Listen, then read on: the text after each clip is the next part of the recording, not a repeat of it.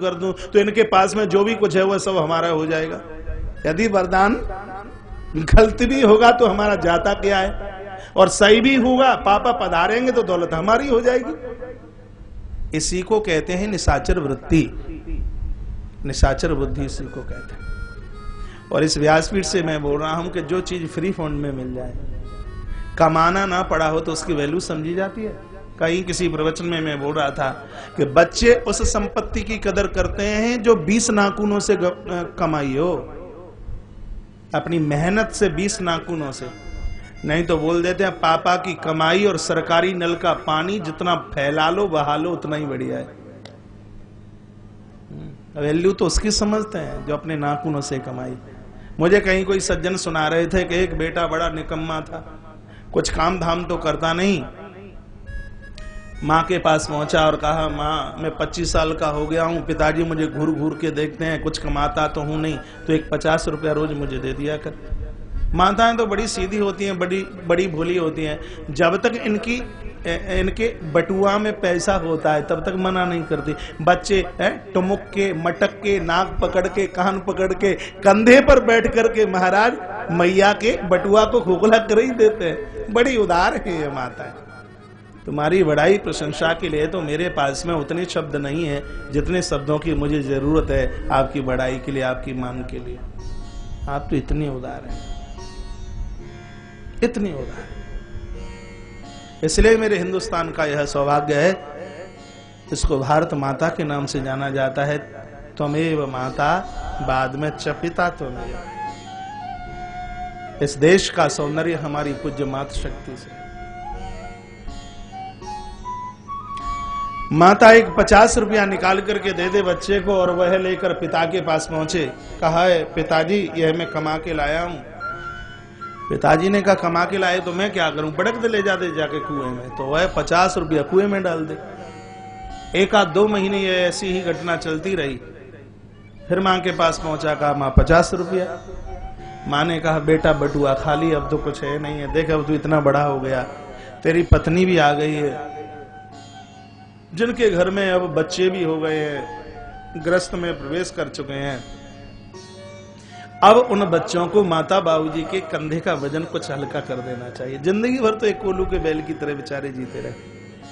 मैं कितनी बार कहता हूं माता पिता का अपना निजी खर्चा कोई भी नहीं रहा होगा 40-45 साल तक, और मुझे लगता है 50 के बाद में इनका अपना तो कोई खर्चा होता ही नहीं। 50 के बाद यह जितने भी गुनाह किए जाते हैं, अपराध किए जाते हैं, बेईमानी की जाती है, मिलावट की जाती है, यह रिश्वतखोरी यह की जाती है, यह 2 नंबर का पैसा इकट्ठा किया जाता है, कोई भी माता पिता अपने लिए नहीं। यह जितने भी बेईमानी और ये जितने भी अपराध होते हैं वह पूरे के पूरे परिवार के लिए होते हैं महाराज। सब कुछ बच्चों के लिए करना पड़ता है। इसलिए बच्चों की उम्र अब बड़ी हो गई है, गृहस्थ आश्रम में प्रवेश कर गए हैं। अब उन्हें यह सोच लेना चाहिए, समझ लेना चाहिए कि अब हम माँ बाबूजी के कंधों का वजन कम करें। उनको कहें आप कथा सुनिए, आप तीर्थ यात्रा जाइए, अब कुछ विराम लीजिए। अब इंतजार मत कीजिए कि दोपहर को 1 बजे पापा जी दुकान पर आ जाएं तो हम 4 घंटे के लिए जाकर के रेस्ट कर लें। आ जाएं बहुत अच्छी बात है, बढ़िया बात है, लेकिन आप अंकुश मत मारिए, आप झिड़क मत दिखाइए। मैं 3 घंटे इंतजार करता रहा और आप आते ही आप आए ही नहीं। उन्होंने बहुत किया है, इतना किया है। कुछ करने के लिए भी एक समय होता है, उनसे कितना करवाओगे। मैया ने कहा बेटा देख तू 25 साल का हो गया, अब कुछ काम धाम कर जिससे काम चले। गया कहीं नौकरी करने के लिए, कहीं कोई सड़क बन रही थी, काम किया, सुबह से शाम तक 8 घंटे ड्यूटी करी, तब कहीं 50 रुपए मिले। 50 रुपया लेकर पिताजी के पास पहुंचा। कहा पिताजी यह लो पैसा कमा के लाया। पिताजी ने कहा मैं क्या करूं, डाल देना कुएं में। तो क्या बोलता है, कहा पिताजी पापा मम्मी की कमाई थी तब तक 2 महीने में कुएं में डालता रहा पैसे, यह 50 की नोट कुएं में नहीं डालूंगा। क्यों? क्योंकि यह मैं कमा के लाया हूं, चोटी का पसीना तलवे के नीचे निकल गया है, यही पैसा कुएं में नहीं डाला जाएगा। क्या मैंने कमाया है, मैंने।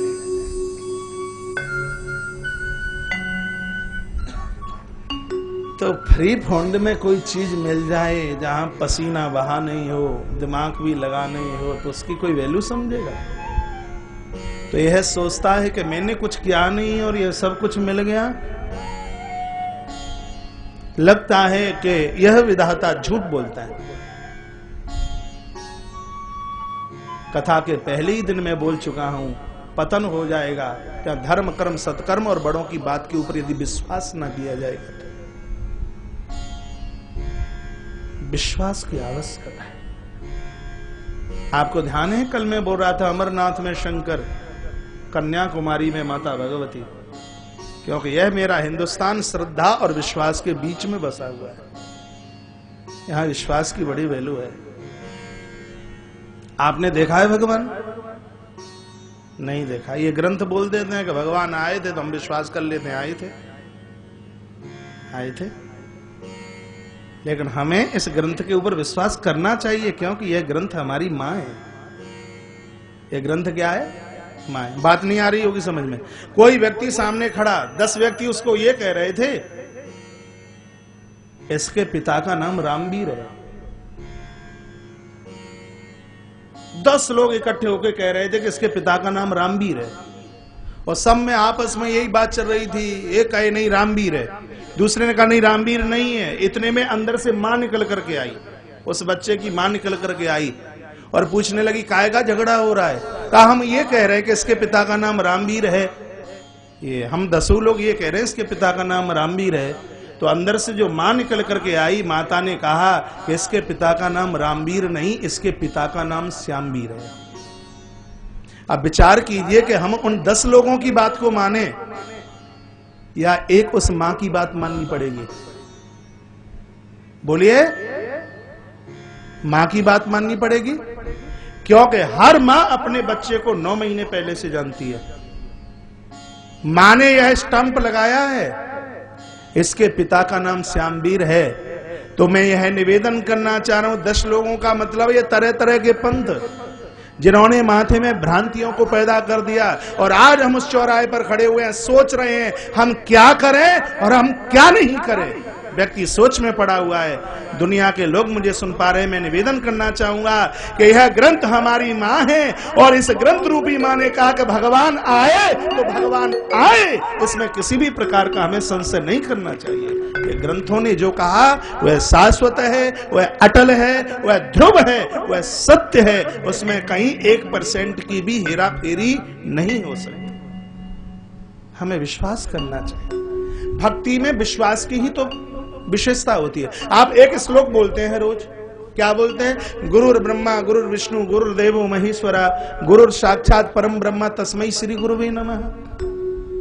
कितने लोगों को यह श्लोक याद है? जरा हाथ उठा के बताना। रात को पूछूंगा, हाथ नीचे करो।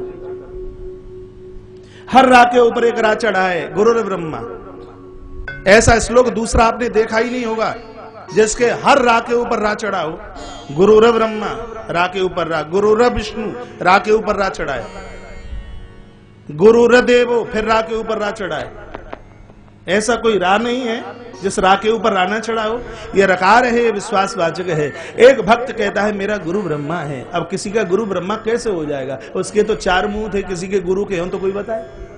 लेकिन एक भक्त का विश्वास कहता है मेरे गुरु ब्रह्मा है। लेकिन फिर ये मन में विचार करने लगा, नहीं नहीं नहीं, कहीं ब्रह्मा से विष्णु तो बड़े नहीं है। तो 1 मिनट में कहता नहीं भैया मुझसे गलती हो गई, ब्रह्मा से विष्णु बड़े हैं, गुरु तो विष्णु, मेरे गुरुजी विष्णु है। लेकिन अभी भी रुकता कहां है? सोच रहा है कि विष्णु से शंकर बड़े तो नहीं है। तो बोलता है नहीं जी, गुरुर्देवो महेश्वरा, मेरे गुरुजी तो शिव है, शंकर है मेरे गुरु। लेकिन अभी भी उसको संतोष मिलता नहीं। अब किसी का गुरु ना तो विष्णु हो सकता, क्योंकि विष्णु तो शेष सैया पर सोते हैं। और वर्तमान में यदि कोई गुरु यह अभ्यास करे तो दूध पीने वाला सांप जहर उगलता है। कल या परसों मेरे फोन में बड़ा सुंदर मैसेज था मैं पढ़ रहा था कि देखिए हमारी गाय कितनी भोली भाली है, कितनी सीधी है। गाय को आप घास खिलाते हो तो वह दूध देती है, सबको पौष्टिकता देती है, सबको अमृत देती है। और सांप को तुम दूध पिलाते हो तो वह विष उगलता है, वह जहर उगलता है, डसने का काम करता है। कितना भी लाड कीजिए, पुचकारिए, दुलारिए उसको, लेकिन जब मौका मिलेगा थप्पड़ मार ही देगा वह। लेकिन गाय चाट चाट के बात करती है। आज जिस समय गौशाला का उद्घाटन हो रहा था, तो क्या बताऊं, आप में जितने भी लोग थे, इतनी भारी धूप में आप बहुत संख्या में थे, लेकिन गाय टस से मस नहीं हो रही। लग रहा है कि सबके ऊपर करुणा बरसा रही है, जिह्वा निकाल कर। मैंने तो उसकी गर्दन को ही अपनी गोद में ले लिया, छोड़ने का बिल्कुल उसको छोड़ने का मन ही नहीं कर रहा। कितना दुलार, कितना स्नेह, गौ माता की कितनी करुणा है। गाय घास खा करके दूध, और सांप दूध पी करके जहर उगलता है। किसी का गुरु विष्णु कैसे हो जाएगा? लेकिन भक्त का विश्वास कहता है तो विष्णु है। लेकिन गुरुर्देवो महेश्वर, शंकर जी शमशान में रहते हैं, लेकिन किसी के गुरु के लिए संभव नहीं है। लेकिन एक भक्त ने कहा नहीं, इन तीनों को भी कोई बनाने वाला है। कौन है? गुरुर साक्षात परम ब्रह्म। मेरा गुरु तो परम ब्रह्म। ये क्या है इस श्लोक में? ये इस श्लोक में विश्वास है, विश्वास है। लिंग पुराण की कथा में पढ़ रहा था, शुक्राचार्य जी के पास एक भक्त आया और उसने आके कहा गुरुजी दीक्षा चाहिए। तो शुक्राचार्य जी कहते हैं कि बेटा ये लोहे का फरसा ले जा और इसको पर्वत के पहाड़ के ऊपर गाड़ देना और इंतजार करना, जब तक इसमें अंकुर ना निकल आए लोहे के फरसे में, तब तक तू दीक्षा लेने का अधिकारी नहीं है। अब चेले ने एक भी बार ये नहीं कहा कि गुरुजी लोहे में भी क्या अंकुर निकलता है? क्या सोच रहा है कि गुरुजी ने कहा है तो निकलता ही होगा? गुरुजनों के वाक्यों में किंतु और परंतु नहीं करते। क्या सोच रहा है कि गुरुजी ने कहा है तो यह जरूर निकलता होगा। और जो ही फरसे को लेकर मैं इंद्राचल पर्वत पर पहुंचा और जैसे उसको गाड़ा है कि लोहे के फरसे में से अंकुर प्रकट हो गया और सामने परमात्मा और शुक्राचार्य दोनों खड़े थे। का तुझे दीक्षा की क्या आवश्यकता है? जहां तेरे जीवन में इतना बड़ा विश्वास है तो परमात्मा भक्त से एक क्षण के लिए भी अलग नहीं हो सकता। इसलिए बंधुओं, भक्ति में हमारे और आपके जीवन में विश्वास होना चाहिए। विश्वास की आवश्यकता है। आज हम विश्वास से खोखले हो गए, विश्वास नहीं रहा बिल्कुल। तो इन ग्रंथों के ऊपर विश्वास कीजिए, हमारी मां है। इन ग्रंथों में लिखा है जो परम शाश्वत है, परम सत्य है, कभी अलग हो नहीं सकता, कभी अलग नहीं हो सकता। विधाता ब्रह्मा की श्वास से निकला हुआ यह पुरुष सिंदूर आज पिता को ही दबोचने के लिए चल पड़ा। लौट करके आया तो ब्रह्मलोक। ब्रह्मा जी ने पूछा, बेटा तुम तो चले गए थे, कैसे वापस चले आए? कहा, पिताजी आपने वरदान दिया है, थोड़ा मैं प्रैक्टिस आपके ऊपर से ही कर लूं, आजमा लूं कि असली है कि नकली है, इसलिए एक बार तुमको भी तो देखूं अपनी बाजुओं में भर के। सो जैसे ही हाथ आगे के लिए बढ़ाए तो पिताजी तो थरथर कांपने लगे। और यह ब्रह्मा का ही शब्द है कि सांप को चाहे जितना दूध पिलाइए वह कभी अपनी हरकतों से शांति नहीं ले सकता। ये गणेश पुराण में ये विधाता ब्रह्मा बोल रहे हैं। कहा, कुपात्र को की झोली में, कुपात्र की झोली में आप मोती डाल दें, आप बंदर को चश्मा लगा दें 5-7 हजार रुपए का, बंदर के गले में आप 10-20 हजार की आप माला डाल दें, वह उसकी वैल्यू समझेगा, वह उसकी कदर समझेगा, मिनटों में तोड़ ताड़ करके अलग कर देगा। कहा, मैंने कुपात्र को यह दे दिया, ये मैंने बहुत बड़ी गलती की। यह विधाता ब्रह्मा की बड़ी भूल है। आपको तो लग रहा है कथा ब्रह्मा की है, लेकिन मुझे लग रहा है कथा हमारी और आपकी। बच्चों को सिर्फ संपत्ति का मालिक बनाओगे तो हो सकता है एक दिन वह आपके लिए घातक हो जाए, आपके लिए बाधक हो जाए। और यदि बच्चों को आपने संस्कारित बना दिया है, तान दुपट्टा आराम से समझ लीजिए आप कि हमारा बुढ़ापा बन गया। यह वृद्धा अवस्था उन्हीं की बनी है जिनके बच्चे लायक हैं।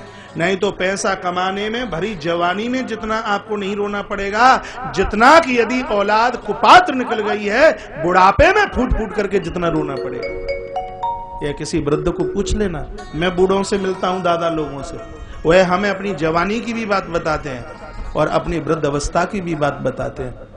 बुढ़ापे में कोई बूढ़ा आदमी अपने दुखों से दुखित नहीं होता। वृद्धावस्था में जितने भी दादा और दादी लोग ये दुखित होते हैं, वह अपने बेटे और अपने बहुओं से परेशान होते हैं। बच्चा आपका लायक है, आपकी वृद्धावस्था बन गई है। वृद्धावस्था के लिए 2.5 करोड़ रुपए आप बैंक में डाल देना और आप ये कहें कि हम सुखी जी लें, संभव नहीं है। खाने के लिए एक टुकड़ा लूखी रोटी चटनी के साथ वृद्धावस्था में आपको मिलती रहे, यदि आपकी संतान सुपात्र है, आपकी संतान लायक है, बेटा आपको प्रणाम करके ऑफिस जाता है, घर में प्रवेश करता है तो आपके चरण छूता है, तो वृद्धावस्था में खाई हुई चटनी से रोटी आपके लिए 56 भोग से ज्यादा है महाराज, 56 भोग से ज्यादा है। इसलिए तो हम कितनी बार कहते हैं, संपत्ति भले ही कम दे जाना, लेकिन सन्मति की कमी मन छोड़ना। बेटा 1 हो चाहे 4, दुलार कीजिए, मना कौन करता है, लेकिन अंकुश इतना होना चाहिए कि आपकी आंख तिरछी होवे, बच्चा सहम जाए। लेकिन आज तो पता ही नहीं लगता कि किन बच्चों के तो माँ बाप हो। इतने डरते डरते, अभी बेटा 15 साल का नहीं हुआ पूरा और उसके सामने तुम सांस भी नहीं ले सकते। ये मैंने देखा है, इसलिए बोल रहा हूं। 15 साल के बेटे के सामने आपकी बोलने की हिम्मत नहीं है। आज उद्घाटन समारोह में पूज्य स्वामी श्री अखिलेश्वरानंद जी महाराज ने कितनी बड़ी बात कही कि आज का युवक यदि संस्कृत के शब्द बोल लेता, आज का युवक यदि संस्कृत का पाठ पढ़ लेता, आज का युवक यदि गीता का स्वाध्याय कर लेता, आज का युवक यदि महाभारत और रामायण पढ़ लेता होता, तो आज 9 साल की और 5 साल की बेटियों के साथ कभी खिलवाड़ नहीं होती महाराज। यह स्थिति तभी तो हुई क्योंकि हमने अपने बच्चों को संस्कार की घूंटी पिलाना बंद कर दिया। भारतवर्ष का एक 20 साल का 25 साल का एक युवक और उसके द्वारा ये घिनौनी हरकत हुए, तो मेरी इस भारत माता के नाम के ऊपर महाराज एक काले टीके का धब्बा लग जाएगा। देश सीख रहा है, देश चिल्ला रहा है कि शिक्षा ने इतनी प्रगति ली है, इतनी शिक्षा में वृद्धि हुई है, ये पढ़ाया गया है, ये पढ़ाया गया है, ये कोर्स चलाए गए हैं, या टेक्नोलॉजी चलाई गई है। यदि आज की शिक्षा में दम होती तो महाराज वर्तमान समय में यह स्थिति देश को देखने के लिए नहीं मिलती। जो शिक्षा में होना चाहिए था महाराज वह समाप्त हो गया। पूर्व की शिक्षा में महाराज पुस्तक ज्ञान के साथ साथ व्यवहारिक ज्ञान भी था, लेकिन वर्तमान की शिक्षा में किताबों का ज्ञान हो सकता है, लेकिन व्यवहारिक ज्ञान महाराज हमेशा के लिए बिल्कुल समाप्त हो गया। इसलिए आदमी माथा पकड़ पकड़ करके रो रहा है। और हर देश की खुशहालता तब होती है जब जोर शिक्षा के ऊपर दिया जाता है। एक गांव से लेकर के बहुत बड़े शहर तक शिक्षा की आवश्यकता है। शिक्षा में भोग नहीं, शिक्षा में विषण नहीं, शिक्षा में कामना नहीं। अरे हमारी शिक्षा का आरंभ तो देवी देवताओं का नाम लेने से हुआ करता था। हम भी पढ़े थे, जब पहुंचा करते थे तो सबसे पहले माता सरस्वती की वंदना होती, वहां वंदन करना सिखाया जाता। वहां भगवान गजानंद का नाम पहले नहीं पढ़ा जाता था कि का का अर्थ कबूतर होता है, पहले नहीं पढ़ाया जाता था कि खा का अर्थ खरगोश होता है, पहले नहीं पढ़ाया जाता था कि गा का अर्थ वो होता है जो आज बोला जाता है DONKE बाई। ये गा का अर्थ पढ़ाते हैं स्कूलों में। गा का अर्थ यदि गणेश से निकाला जाए, का का अर्थ यदि कृष्ण से निकाला जाए, इस देश का तो उत्थान तब होगा महाराज, इस देश की तरक्की तो तब होगी। वर्तमान समय में शिक्षा को बदलने की आवश्यकता है।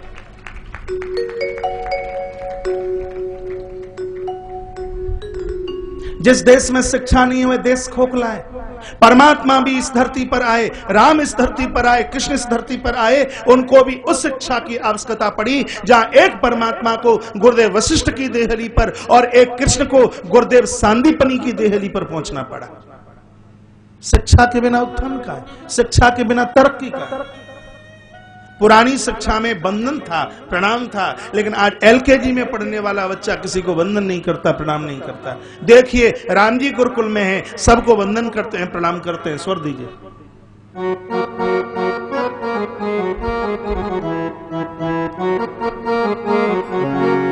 प्रातः काल उठे रघुना,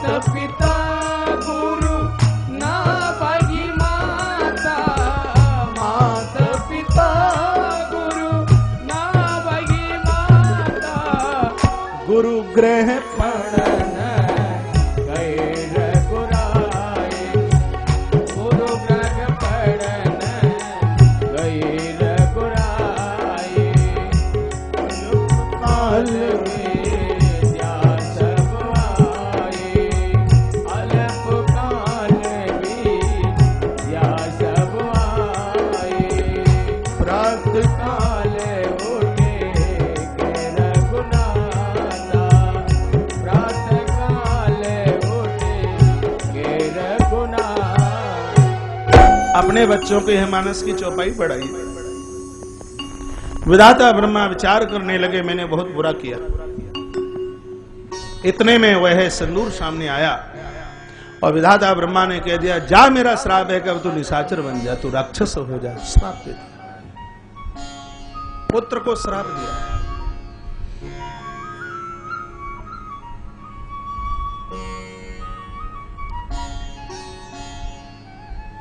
आगे ब्रह्मा और पीछे वह निशाचर सिंधु भागते गए भागते गए। भगवान नारायण एक वृद्ध ब्राह्मण का वेश बना करके आ गए रास्ते। कहा, विधाता क्या बात है? ब्रह्मा ने कहा, बचाइए बचाइए, ये राक्षस कैसे भी मुझे जिंदा नहीं छोड़ेगा। भगवान नारायण ने कहा, अरे भाई सिंदूर सुनो, ये बूढ़ा है तेरा पिता और तेरी इसकी बराबरी है क्या? देख तू युवान है, तेरा नाम बदनाम होगा और तू पिता से कुश्ती लड़ता है, युद्ध करता है। तो निशाचर बोलता है, तो तुम हमसे युद्ध कर लो। भगवान बोलते हैं, हम भी तेरे बराबरी के नहीं है। कहा, ताकत बहुत है, बाजुओं में खुजली पड़ी है। नारायण ने कहा, खुजली को मिटाने के लिए मैं एक बहुत बड़ा पहलवान योद्धा बता दूंगा। कहा, जल्दी बताइए। कहा, कैलाश के पहाड़ी पर बैठा हुआ डमरू बजाने वाले भगवान श्री भोलेनाथ, यदि उनके साथ तेरा मुकाबला हो जाए, जब तक तू धरती पर रहेगा तब तक तेरी बाजुओं में खुजली पड़ेगी ही नहीं, बोल दिया। विधाता ब्रह्मा को छोड़ता हुआ सीधा कैलाश की तरफ चला है। ब्रह्मा ने भगवान नारायण का वंदन किया, प्रणाम किया, कहा, प्रभु आपने बहुत बड़ी कृपा की।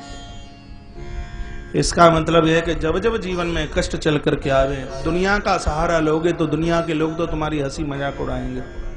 कष्ट आवे, परेशानी आवे, संत का सहारा लीजिए, भगवंत का सहारा लीजिए। प्रभु है ही, इसीलिए वो असुर निकंदन भी है तो वह दुख भंजन भी है। उन्होंने कलेशों को काटा है, परेशानियों को उन्होंने दूर किया। पहुंचा श्री कैलाश, नंदी भृंगी बाहर थे, भगवान अपनी पूजा में थे, आराधना में थे, और इधर यह नगाड़ा बजाता हुआ गया तो इसको सुंदर माता भगवती जगदम्बा बैठी हुई नजर आ गई। इसने सुंदरता का शोषण किया। असुर और सुर में यही अंतर है। देवता और दैत्य जाति से नहीं होते, देवता और दैत्य दृष्टि से होते हैं। देखिए, कोई सो तो नहीं रहा है बगल में, बड़ोनिया जी इधर उधर देखना। हाँ, अपने आप को भी बोलिए, बांके बिहारी लाल की जय हो, कृष्ण कन्हैया लाल की जय हो, जय जय श्री राधे श्री राधे श्री राधे श्याम। अब 1 मिनट के लिए मुझे भगवान गणपति का नाम लेना ही पड़ेगा, क्योंकि इस समय आप मायस्मती नगरी नहीं, कहीं लंका छोड़ पलंका तो नहीं पहुंच गए। आइए, अब तो मेरी बारी है। पहले दिन यह 2 कड़ियां बुलवाई गई थी, कई फिर द्वारा से मुझे बोला गया कि महाराज जी एक बार और बोल देना। आइए गुनगुनाए लेते। राजस्थान के बहुत विशालकाय भगवान गणपति हैं, प्रभु रणथंभौर। लाखों लोगों की भीड़ लगती है वहां, और उसी दरबार में भगवान यह पंक्तियां गा गा करके भगवान रणथंभौर वाले प्रभु को ले जाते हैं। एक बार हम भी उन्हें वंदन कर लें, उन्हें प्रणाम कर लें। आइए चलते हैं। जय हो। गजानंद सरकार पधारो, अब तो मेरी बारी है। दोनों हाथ। गजानंद सरकार पधारो, अब तो मेरी बारी है। आओ आओ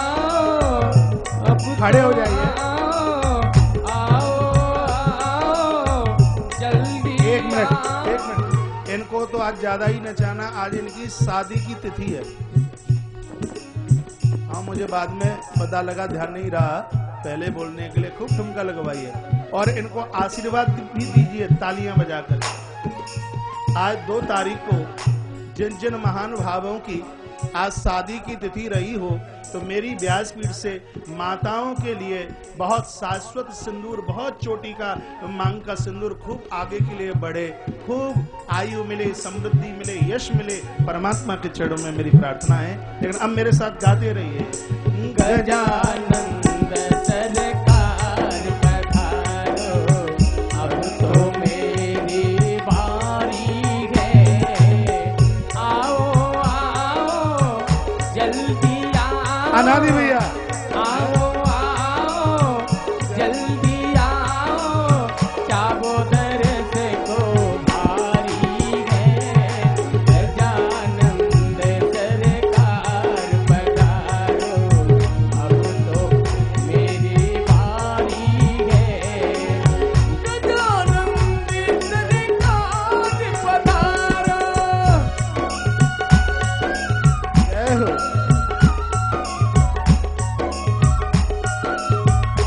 आज आप सीताराम गुप्ता जी को भी नचाते हैं तब पता लगे, सैन जी को भी ले आप, श्री गिरजाशंकर विदौलिया जी, चौबे जी को भी पकड़ लो। हरि बोल।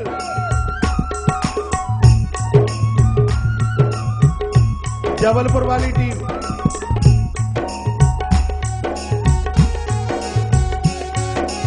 हरि बोल।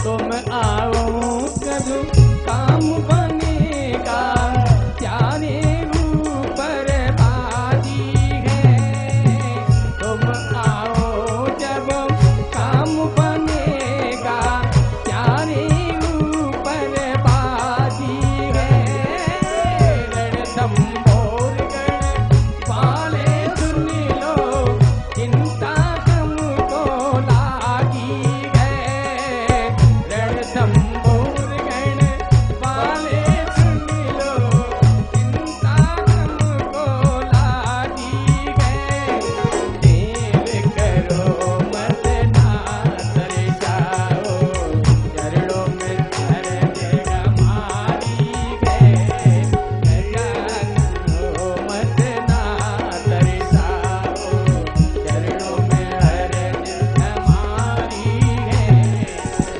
आओ आओ जल्दी आओ, आओ आओ जल्दी आओ, चाबोदर से को भारी है, गजानंद सरकार पधारो, अब तो मेरी बारी है, गजानंद सरकार पधारो।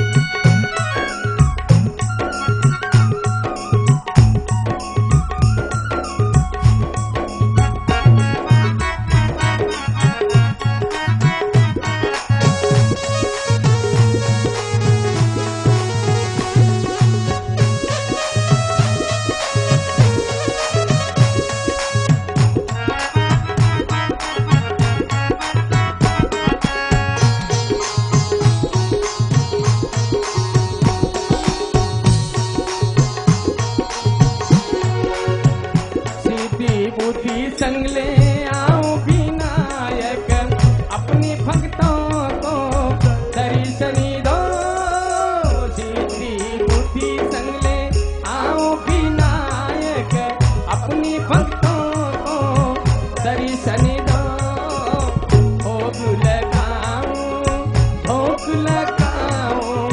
निज चरणों की सेवा दो, भोग लगाऊं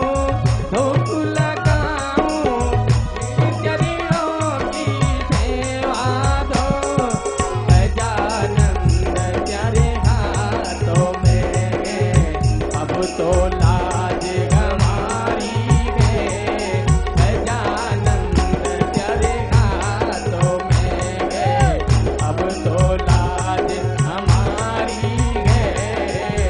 आओ आओ जल्दी आओ, आओ आओ जल्दी आओ, चारों तरफ से को भारी है। गजानंद सरकार पधारो, अब तो मेरी बारी है। गजानंद सरकार पधारो।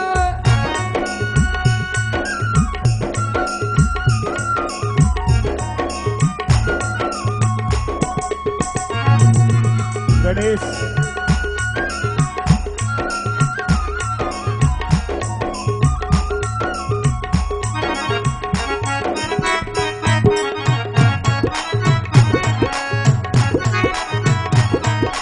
हरि बोल।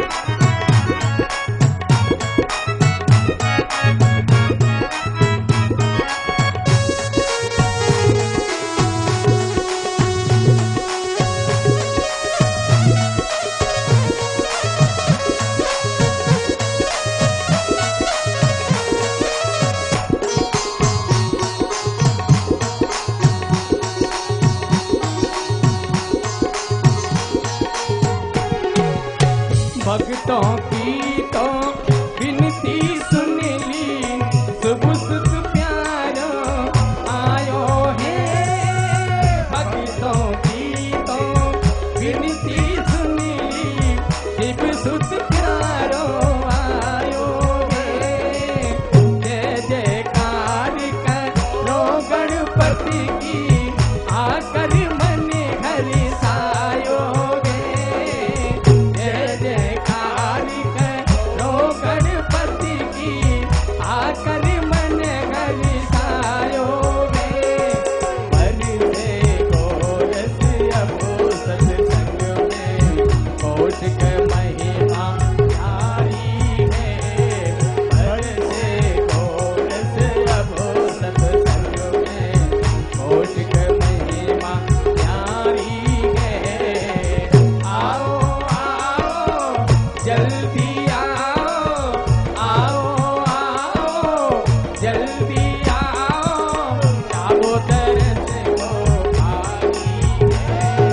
गजानंद सरकार पधारो, अब तो मेरी बारी है। गजानंद सरकार पधारो, अब तो मेरी बारी है। गजानंद सरकार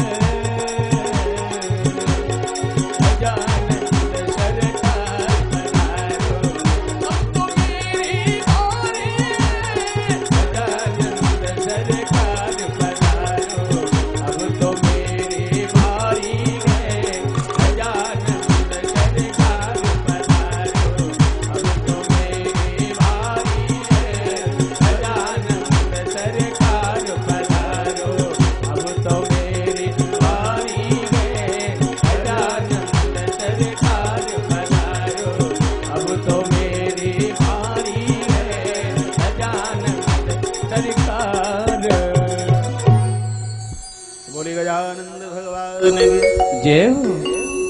देखिए भाई, कथा गणेश पुराण की है, इसलिए कम नचाया है आपको। ज्यादा नाचना हो तो श्री बद्री शाना, जहां प्रहलाद जी नाचे हैं, जहां देवर्षि नारद नाचे हैं। मन बना लो तो पहुंचना हो ही जाएगा, बहुत आनंद आएगा। एक निमंत्रण और मैं आपको दे रहा हूं। आप सबको पता है कि कार्तिक के महीने का तारीख जरूर लिख लेना। कार्तिक के महीने का अपने आप में बहुत बड़ा महात्म्य है, बहुत बड़ा महत्व है। और भगवान श्री कृष्ण के लिए तो कार्तिक का महीना अतिशय ही बहुत ज्यादा प्रिय है। आप कार्तिक के महीने में श्री धाम वृंदावन आप पधारिए और श्रीमद् भागवत की कथा का आनंद लीजिए। यह कथा 5 नवंबर से लेकर के 12 नवंबर तक है। सिर्फ अपना आने जाने का किराया लगा करके आप आ जाना। आपके रहने की, खाने की, पीने की सब व्यवस्था निःशुल्क, आपका 1 टका नहीं लगेगा। सिर्फ आप पधारिए, क्योंकि इस कथा के आयोजक बहुत बढ़िया है। इतने बढ़िया आयोजक भी बड़े भाग्य से मिलते हैं। श्री प्रभात जी जैन जो हरियाणा करनाल में वास करते हैं, विराजते हैं, उनके द्वारा बहुत बड़ा विराट आयोजन श्री वृंदावन की धरती पर 5 नवंबर से 12 नवंबर तक होने के लिए जा रहा है। मैं भगवान प्रभु श्री बांके बिहारी जी महाराज और श्री प्रभात जी जैन उनके पूरे परिवार की तरफ से मैं आपको इस व्यासपीठ से निमंत्रण दे रहा हूं। 5 नवंबर से लेकर के 12 नवंबर तक आप श्री वृंदावन में वास कीजिए। जरा हाथ उठा करके बताइए कितने लोग आएंगे। हाँ, औरों की क्या बच्चों की शादी है? मौका चुकाना मत, जरूर आप पधारिए, हम आपका आह्वान करते हैं। आइए, बड़ी सुंदर सी कथा आप सुन रहे हैं कि विधाता ब्रह्मा इस दैत्य सिंदूर की मार से बचे। तत्पश्चात यह निशाचर श्री कैलाश पहुंचा, भगवान शंकर से युद्ध करने के लिए चला। लेकिन देहली पर बैठी हुई इसने अति सुंदरी मेरी माता भगवती जगदम्बा को देखा तो भोलेनाथ को तो यह भूल गया और विचार कर रहा है क्यों नहीं इसी का हरण कर लिया जाए। गौरी हरण लालसा, माता के हरण के लिए है, दुष्ट अपराधी है, पापी तैयार हो गया और इसने मां भगवती जगदम्बा का हरण किया। लेकर के चला, मां बहुत चीखी है, बहुत रोई है। ये वो कथाएं हैं इस गणेश पुराण में जो आपने अपने जीवन में सुनी भी नहीं होंगी। मैंने नहीं सुनी इस पुराण को पढ़ने से पहले, और बड़ी विलक्षण कथा है। इस ग्रंथ में लिखा है कि जब तक भगवान गजानंद कृपा ना करें तब तक श्रीमद् गणेश महापुराण की कथा सुनने के लिए मिल ही नहीं सकती, क्योंकि यह कथा संपत्ति से नहीं, यह कथा भगवान की कृपा से सुनने के लिए मिलती है। यह गुण साधन से नहीं। मुझे पता था कि आप ताली बजाओगे, इसलिए तो मैं ये बात बोल रहा था, लेकिन ये नहीं पता था कि इतनी कंजूसाई से बजाओगे। बजा दो तो जोर से बजाइए, नहीं मत बजाइए। यह ताली मेरे लिए नहीं है, ताली मेरे भगवान गणपति बप्पा।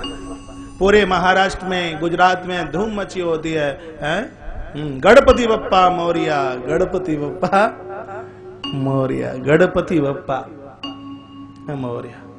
अगली गणेश पुराण की कथा मैं शीघ्र ही महाराष्ट्र से करने वाला हूं। तारीख कल और परसों में यहां से घोषित कर देंगे।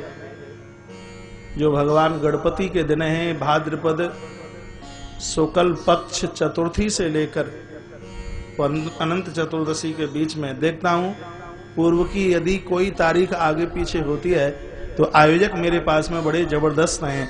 लेकिन मैं गणपति को बोल रहा हूं कि इस बीच में मेरी कोई कथा होती है उसको पोस्टपोन करके उसको आगे बढ़ा दीजिए और फिर अपनी गद्दी पर बैठने का मुझे मौका दीजिए। आपके चरणों में मेरी प्रार्थना है। मुझे अच्छा लग रहा है इस कथा का गायन करने में, मुझे भी बहुत अच्छा लग रहा है, मुझे बहुत बढ़िया लग रहा है, क्योंकि बहुत छोटे से गणेश जी की सूंड को मल मल के नहलाया है, खूब दूध चढ़ाया है, दही चढ़ाया है, घी लगाया है और बाबा ने बड़ी कृपा की और कहा बेटा इतने बड़े लाड़ दुलार के साथ में खूब माना है तो ले हम तुम्हें यह प्रसाद देते हैं। बाबा की बहुत बड़ी कृपा है। मुझे बहुत आनंद आ रहा है कथा में, मुझे बहुत रस आ रहा है। लेकिन करूं क्या, समय ऐसे जल्दी पूरा हो जाता है, फिर एकदम मुझे इशारा किया जाता है कि समय तो पूरा हो गया। कोई भी स्त्री पुरुष मेरा दुश्मन नहीं। यदि मेरा कोई दुश्मन है तो एक घड़ी का कांटा मुझसे बहुत दुश्मनी करता है। वैसे कब ये घड़ी का कांटा दौड़े ना और मैं व्यासपीठ पर बैठूं तो ऐसे लगाता है, चक्कर ऐसे घूमता है कि महाराज कभी अपने समय को पूरा कर गया। लेकिन फिर भी मैं पूरी कोशिश करता हूं कि भगवान के दरबार में परमात्मा को समय ज्यादा दिया जाए। तो मां भगवती जगदम्बा को लेकर के यह निशाचर चला है। उधर हल्ला हो रहा था। भगवान शंकर बाहर निकल करके आए। पूछा क्या हुआ क्या हुआ। नंदी भृंगी ने कहा एक बलिष्ठ कोई आया, कोई तो वह माता को उठाकर लेकर के चला गया। इतना सुना है तो भगवान शंकर दौड़े। आपकी श्रद्धा की रक्षा कौन करेगा? जगदम्बा श्रद्धा है। आपकी श्रद्धा की रक्षा करने वाला कौन है? विश्वास। विश्वास। लेकिन वह विश्वास भी रक्षा कब करेगा? जिस समय माता को उठा के ले जाया जा रहा था तो माता ने अपने मां बाप को नहीं बुलाया, मैया ने और दुनिया के किसी को नहीं बुलाया, जगदम्बा ने भगवान भोलेनाथ को बुलाया। यह बात समझ में ना आ रही हो तो जिस समय दशकंठ रावण माता जानकी को उठा के लेके जा रहा है उस समय माता जानकी ने किसको बुलाया? माता जानकी मेरे प्रभु को आवाज लगाती है और यह कथा कहना चाहती है सर्वाभावेन तुम्हारी जिब्या के ऊपर नाम ईश्वर का होगा, परमात्मा का नाम होगा तो निश्चित रूप से भगवान अपने सभी कार्यों को छोड़कर तुम्हारे बचाने के लिए चल पड़ेंगे। गजेंद्र डूबता है किसके लिए आवाज लगावे? दुनिया को बुलाइए, जाएंगे बचाने के लिए? नहीं जाएंगे। विश्वास नहीं है तो एक बार 1 मिनट के लिए बैठे बैठे अपने माथे में माता द्रौपदी की कथा को स्मरण कर लीजिए। जिसका कोई नहीं होता उसके भगवान होते। घर में दिक्कत है, परेशानी है, बेटा बात नहीं मानता, अड़ोसी नहीं मानता, पड़ोसी नहीं मानता, घर के लोग बात नहीं मानते, ईश्वर के चरणों का सहारा ले लीजिए। कथाओं को तो एक माध्यम बनाया गया है। इन कथाओं का माध्यम यही है कि ये न कि न प्रकारेण हमें भगवान की स्मृति बनी रहे, ठाकुर जी की स्मृति के लिए ये सब कथाएं हैं।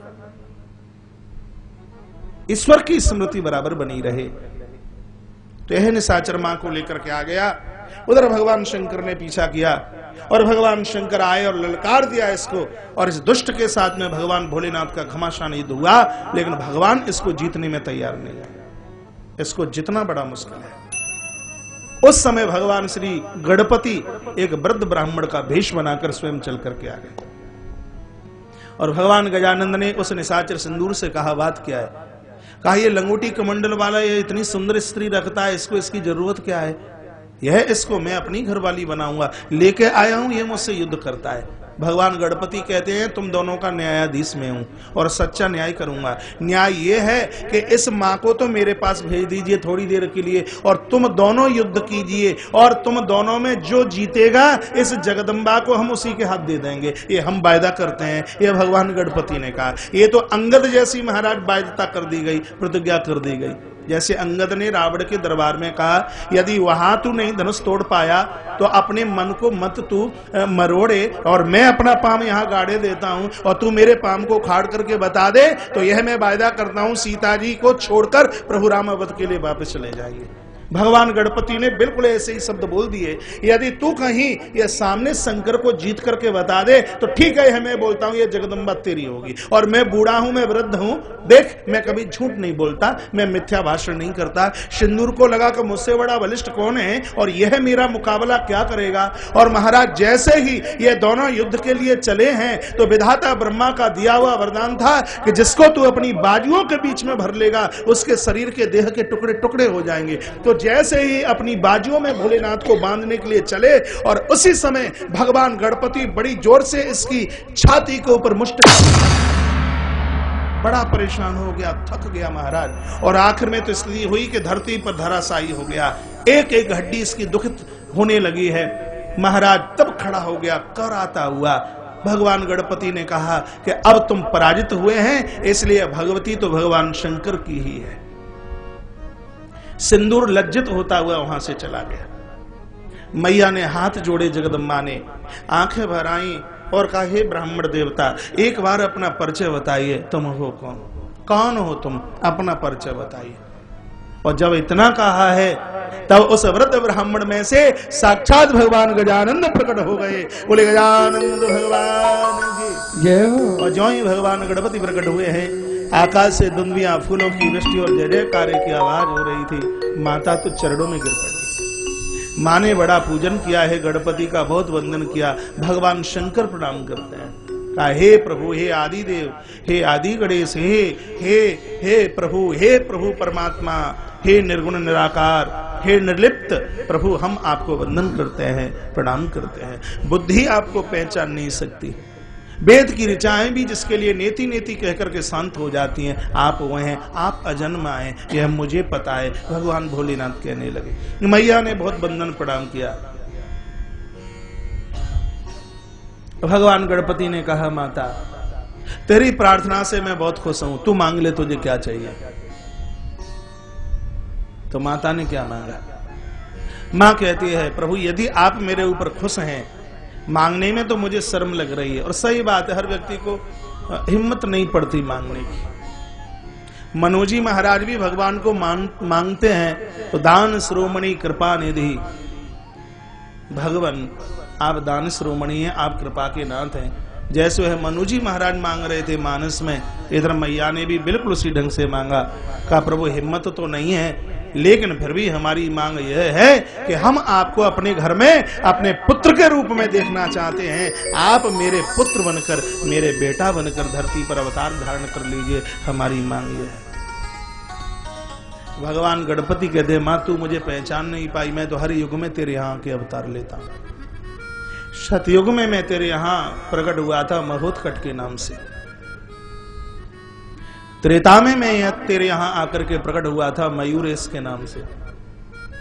मैं कोई और नहीं, मैं वही तो हूं। और मां अब द्वापर में मैं तेरे यहां गजानन के रूप में अवतार धारण करूंगा, यह मेरा वायदा है।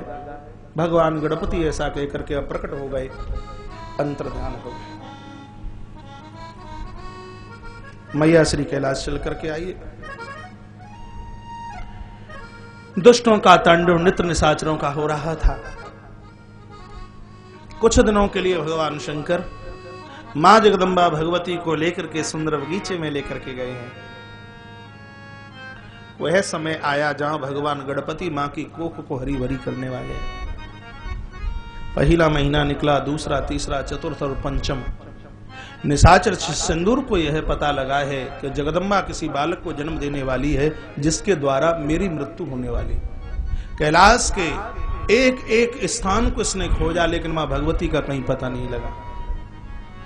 तत्पश्चात वह समय चल करके आया। महाराज, यहां भी लिखा है कि भाद्रपद शुक्ल पक्ष की चतुर्थी के दिव्य मुहूर्त में आज मां भगवती के सामने माता की गोद में भगवान गजानंद आकर के खेलने लगे। ग्रंथ में भगवान गणपति के अवतार की कथा 4 प्रकार से वर्णन की गई है। ब्रह्मवर्तिक पुराण में यह कथा है, शिव महापुराण में भी यह कथा है, नारद पुराण में भी यह कथा है, मत्स्य पुराण में भी यह कथा है, संक्षेप में विष्णु पुराण में भी यह कथा है। लेकिन अभी मैं जिस ढंग से कह रहा हूं वह श्रीमद् गणेश पुराण के माध्यम से कह रहा हूं। नहीं तो और पुराणों में तो आपने सुना है कि मैया ने उबटन किया, मेल इकट्ठा हुआ, फिर उसमें से आकृति बनाई और उसमें से भगवान गणेश प्रकट हो गए। लेकिन श्रीमद् गणेश महापुराण में भगवान स्वयं मां की गोद में आकर के महाराज खेलने लगे। आकाश से दुमदुमिया फूलों की वृष्टि और जय जयकारे की आवाज हो रही।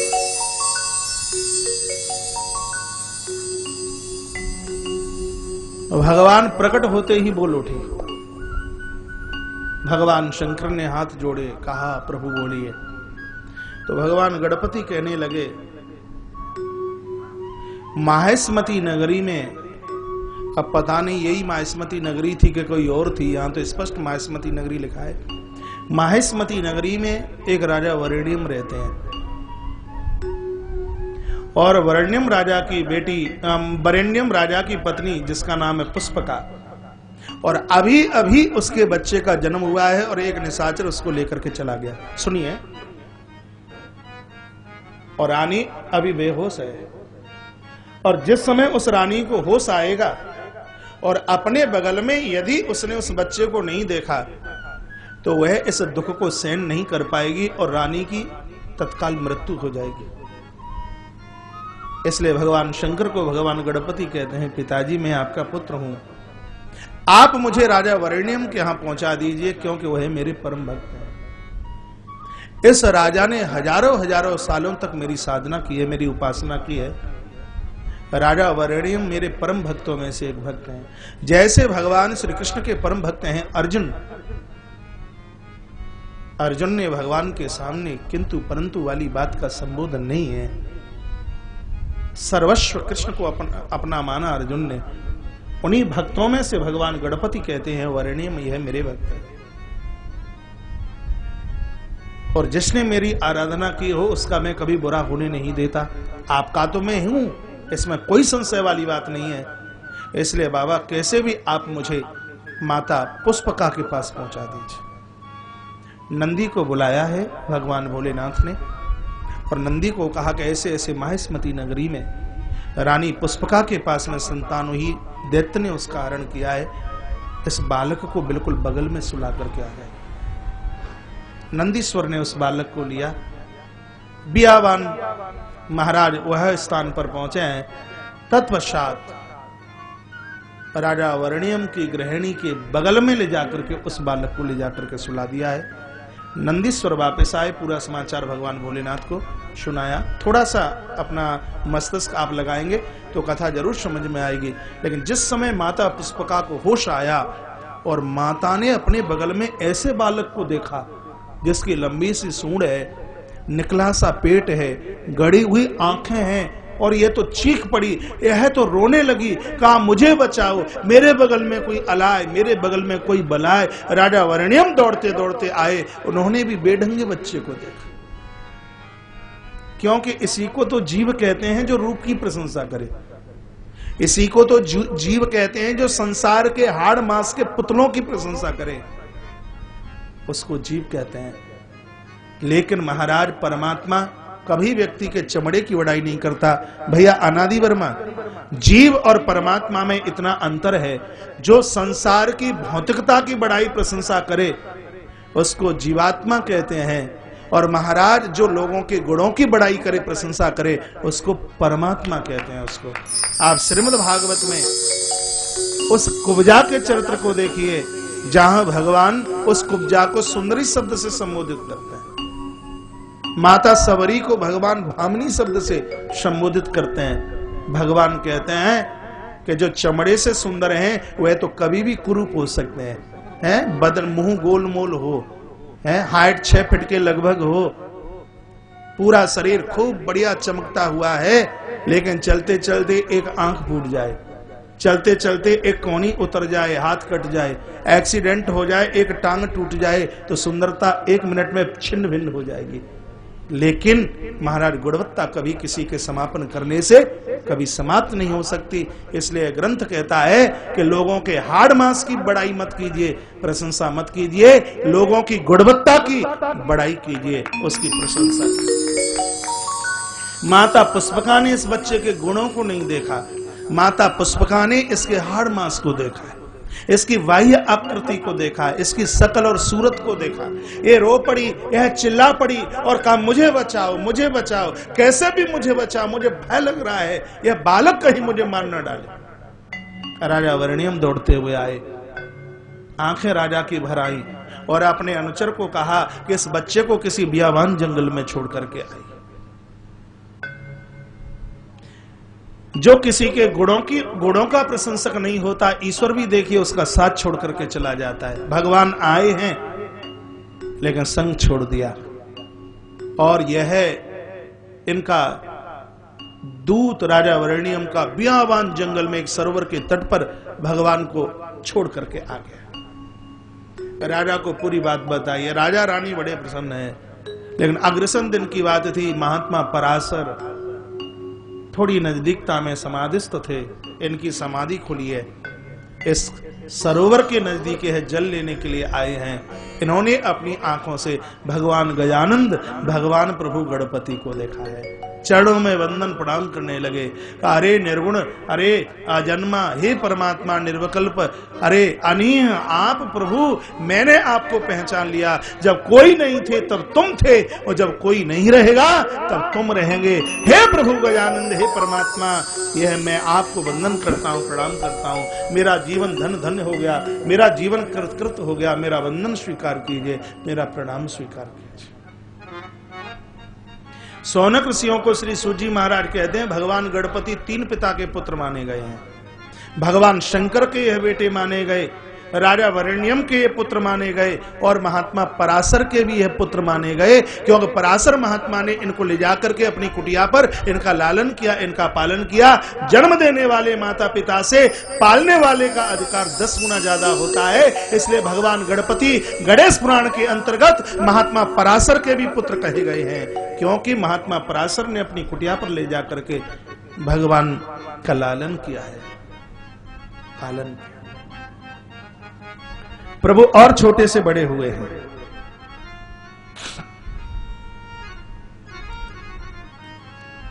लिखा है कि यज्ञोपवीत संस्कार किया गया। महर्षि पराशर के आश्रम में संत महानुभाव सब चल करके आते हैं, प्रभु को वंदन करते हैं, प्रणाम करते हैं, सब खुश हैं, प्रसन्न हैं। लेकिन यहां ग्रंथ में लिखा हुआ है, सौनक ऋषियों ने सूजी महाराज को पूछा कि भगवान गणपति बड़े हो रहे हैं, लेकिन इनके पास में मूसक कहां से आया, चूहा कहां से आया, और भगवान ने चूहे की सवारी को क्यों स्वीकार किया। यह तीनों बात एक साथ आप सुन लीजिए। बताया गया बात उस समय के एक बार देवराज इंद्र ने महापुरुष महात्माओं को अपने यहां बुलाया। बड़े बड़े संत महापुरुष महाराज इनके यहां चल करके आए, वामदेव जैसे महात्मा वहां चल करके आए। उसी समय महाराज मुनिवर वामदेव से स्पर्श हो गया एक गंधर्व का, तो महात्मा ने शीघ्र ही श्राप दे दिया, अच्छा तू तो खटपट चूहों जैसी करता है, जा हमारा श्राप है कि तो शीघ्र ही तो चूहा बन जाए। महात्मा वामदेव ने उस गंधर्व को श्राप दिया। रास्ते में ऐसे मत चलिए कि किसी को आप ठोकरें मारे। कभी कभी लोग चलते हैं तो कोनी मारते चलते हैं, ठोकरें मारते चलते हैं, किसी को टांग लग गई, किसी को पाम लग गया। नहीं, चलना भी एक ढंग है, एक कला है। हर व्यक्ति को तो चलना भी नहीं आता। जिस समय नई नई शादी होती है, बहुओं को देखिए कितनी सुंदर चाल होती है, झुक झुक करके चलते हैं, और कहीं जिंदगी भर ऐसे चलते रहे तो मुझे लगता है कलयुग में भी सतयुग का ही दर्शन होगा। जीवन भर यदि चलते रहे, उसी चाल से चलते रहे। जो महान होते हैं, बड़े होते हैं, उनकी चाल ऐसी ही होती है। हाथी को चलते हुए देखा है, बड़ा प्यारा लगता है। ऊंट को भी चलते हुए देखा हो आपने, हाथी को भी देखा हो, हाथी की चाल बड़ी प्यारी लगती है। हाथी की चाल, हाथी की चाल ही तो इतनी बढ़िया है, इसलिए माता कुंती पूजा करती है। माता लक्ष्मी ने इसको स्वीकार किया है। इतना भारी भरकम होता हुआ कितना झुक झुक करके चलता है। महान हुए हैं जो झुक झुक करके चलते हैं। किसी को चोटे मारते मारते मत चलिए। आप किसी को कोनी मार दें, थपारी मार, थपारी जानते हैं, कपड़े कूटने वाली मोंगरी, वही मारना नहीं होता। आप किसी को कर्कश वाणी से बोलते हो तो समझ लीजिए तलवार का प्रहार किया है। बाण का घाव भर सकता है, लेकिन वाणी का घाव नहीं भर सकता। ऐसी वाणी बोलिए मन का आपा खोए, औरन को शीतल करे आपों शीतल हो। यह प्रभाव वाणी का ही तो है। यदि आप लिख ही रहे हैं तो मेरा एक वाक्य आप जरूर लिखें, जिनकी वाणी के ऊपर महाराज मिठासता है तो पराये भी अपने हो जाते हैं। जिनके पास वाणी का संयम नहीं है वहां अपने भी पराये हो जाते हैं। दुनिया आपकी होगी यदि आपके पास वाणी का ब्रह्मचर्य होगा। एक शरीर का ब्रह्मचर्य होता है, एक वाणी का ब्रह्मचर्य भी होता है। आप किसी को गाली नहीं देते, आप किसी को बुरा नहीं कहते, आप नौकरों के साथ भी पुत्र जैसा व्यवहार करते हैं। इसको वाणी का ब्रह्मचर्य कहते हैं, इसको वाणी का संयम कहते हैं। स्वामी विवेकानंद जी महाराज के पास, हनुमंत लाल जी के पास में, ऐसे मेरे पास एक बहुत बड़ी लिस्ट बनी हुई रखी है जिन महानुभावों के पास वाणी का संयम था। क्रोध में भी यह कभी अपने आप ही से बाहर नहीं होते। व्यक्ति को वाणी का संयम ही होना चाहिए। तो महाराज चरण का स्पर्श हुआ, महात्मा वामदेव कुपित हो गए और कहा, जा हमारा अभिशाप है कि शीघ्र ही तू मूसक हो जाए, तो चूहा बन जाए। चरणों में गंधर्व गिर पड़ा, कहा गुरुदेव यह तो धोखे से हो गया, यह तो सब भूल से हो गया, आप हमें माफ तो कर दीजिए, आप हमें क्षमा तो कर दीजिए। तब महात्मा वामदेव ने कहा, देखो भैया चुखरा तो बनना ही पड़ेगा। हमारे ब्रज में मूसक को कभी कभी चुखरा भी बोल देते हैं। देखिए चूहा तो बनना ही पड़ेगा तुम्हें, लेकिन हम यह तुम्हें कह देते हैं, तुम साधारण चूहा नहीं बनोगे, तो तुम्हारी उपलब्धता तो ऐसे होगी जैसे दुर्गा के शेर को मिली, नारायण के गरुण को जो मिली, और इतना ही नहीं, भगवान शंकर के वृषभ को जो महानता मिली, उसी प्रकार से गणेश के वाहन तुम बनोगे। ये हमारा आशीर्वाद।